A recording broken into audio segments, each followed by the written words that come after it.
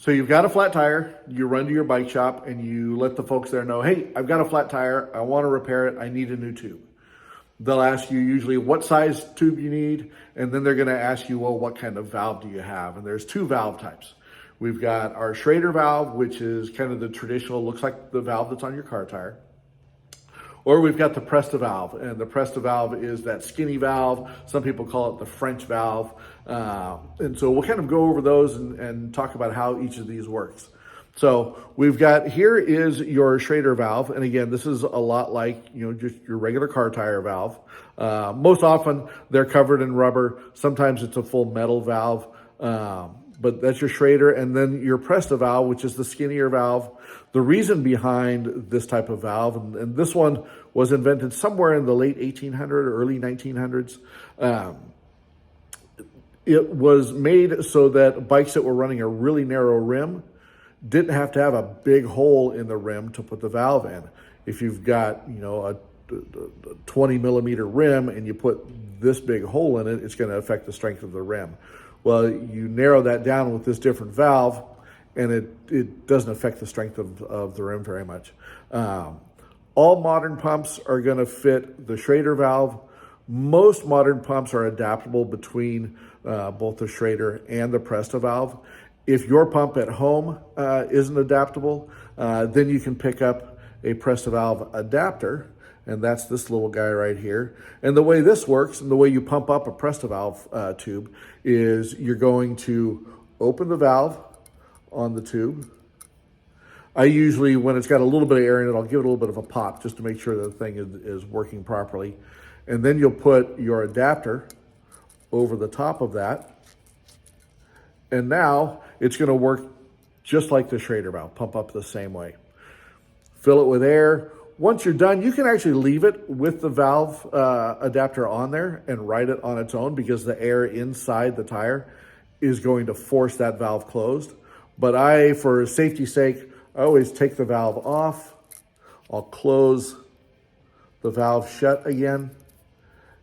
And then I like to get in the practice of just leaving your valve cap on there, or your adapter on there. That way, you always know where it is. It's not getting lost. I've got, at my workbench at home, I probably got a dozen of these things because I keep forgetting where I put them. End up buying another one. And so now I've got a collection. But that's basically the difference between the two valves and how the valves work. And let's continue on with repairing our flat tire. So it's time to repair your flat. You go into your tool bag and you've got nothing in there that's going to help you with the problem. So here's kind of a few things that I recommend every tool bag that's on your seat have inside it to help with this kind of an issue. At the very least, make sure that you've got your tire levers. This is going to help you take the tire off the rim. Rather than using a butter knife or a spoon from your silverware drawer, this has got a little spoon end on it, easy to pry the tire off the rim. They usually come in sets of 2 or 3. Your local bike shop probably has hundreds of these. The next is going to be a replacement tube. I always recommend carrying an extra tube with you. If you get a flat that tears the tube, or the weather is bad, you just don't feel like sitting on the side of the road in the rain waiting for the glue to dry or your patch to seal, carry an extra tube with you. Also, when you start back on your ride, you know that you're starting with a fresh tube and you're not going to run into any problems. As long as everything goes well, you don't run over more glass. Another is going to be a pump that's suitable for the tube that you're carrying. You see, this doesn't, it doesn't pump a whole lot of air, but it will get you back on the road. It's going to take, a lot of work to get you, particularly if you're on a road bike or a fat tire. They definitely take some work, but in a pinch, it'll get you running again. And then certainly you're going to want to have a patch kit with you. I really like the glueless patches. And reason being is I've seen too many occasions where people have reached into their toolkit to repair a flat, and only to find out that their glue has dried up and is no longer any good for you. These patch kits usually have, there's like 6 patches in here. There's a little emery board inside to help scuff everything up. And you can get a tube patched with this in a matter of seconds. So your tube, pump, tire levers, and a patch kit. Now let's get back to fixing this flat. So you've got your flat tire, you're on the side of the road. What do you do next? Well, you're gonna turn your bike upside down for most folks, and you're gonna pull the wheel off the bike, and we're gonna get started pulling the tire off the rim. Grab your trusty tire lever, and let's get to work. So we've got the wheel off the bike. We're ready to start pulling the tire off the rim. So we're gonna take our trusty tire lever. We're gonna move the bead of the tire back away from the side of the rim and get the spoon of our tire lever underneath that wire bead. We'll pull that back, and some of them are a little tough, so I'll hook that onto one of the spokes that's underneath the tire lever, and then I'll grab another lever and go a few inches over and slide that one in there and just peel that off of the rim. And now it's broken free pretty well. Slide that inside, run that around the rim. And now you've got your tire pretty much taken off. So when I'm fixing a flat, I like to leave the tire on the rim, and I'll pull the tube out from inside the tire, and I'll show you why I do this. So pull the valve stem out of there, take the tube out, and I try and keep the tube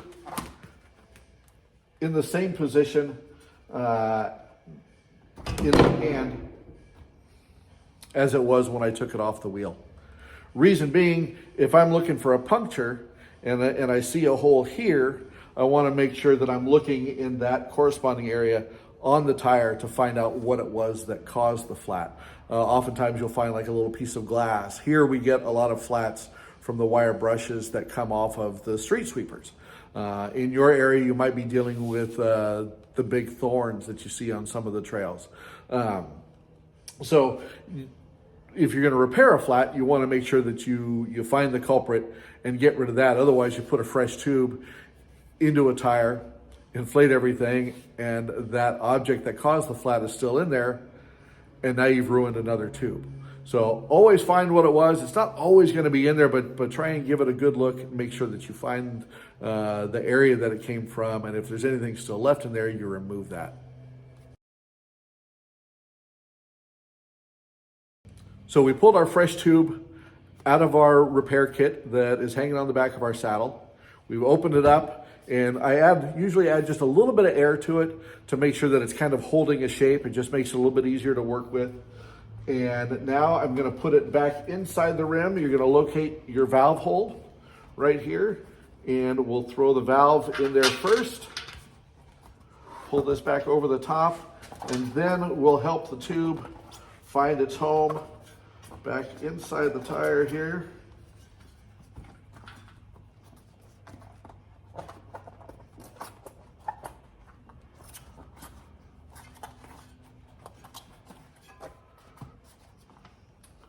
And then I always start from the valve, putting the bead of the tire back on the rim. As you go around, you'll probably have to convince your tube to get back up inside the tire there.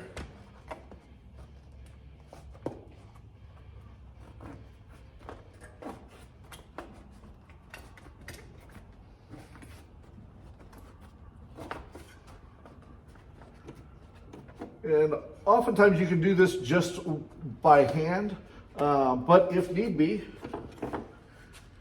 grab your tire lever, get it underneath the rim here, make sure that you're not grabbing the tube at the same time, and then you can just lift that up and over the rim until everything is nice and in place. Now it's time to inflate the tire. So we talked earlier about when it's time to inflate the tire, you want to use your hand pump that you've got in your toolkit. For the sake of time and not getting me winded doing this repair, we're just going to use the shop air compressor, but the steps are essentially the same. the first thing you can do is add a little bit of air just so the tire starts to hold a shape. You want to make sure that the bead is fully seated. On these tires, you'll see there's a little ring in the molding that follows the contour of the rim. You want to make sure that is in the right place. Check both sides. I've seen before where, you know, I forgot to properly hook the bead of the tire on the rim. You inflate the thing, the tire comes out the side and explodes, and it's loud and your ears are ringing for hours. And you can actually get hit by some of the flying debris. So you want to be careful with that. So our tire is properly seated. We're going to finish filling this up. This I'm going to put 40 pounds of air in.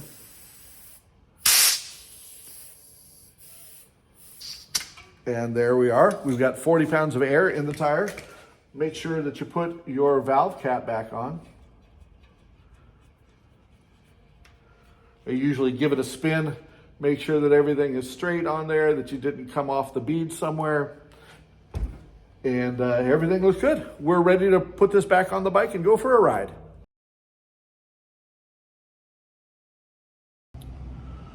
Well, there you have it. You've repaired your first flat tire. I hope this provided you with some value. Oftentimes, the first thing that people ask us to learn about their bike is how to fix a flat tire. And now you've done your first one. So congratulations, go get back after it. We will do some more videos on how to actually patch a tube, patch a tire, how to remove the wheel from your bike, whether it's a front wheel or a rear wheel. So look for more videos in the future, and thanks for stopping by.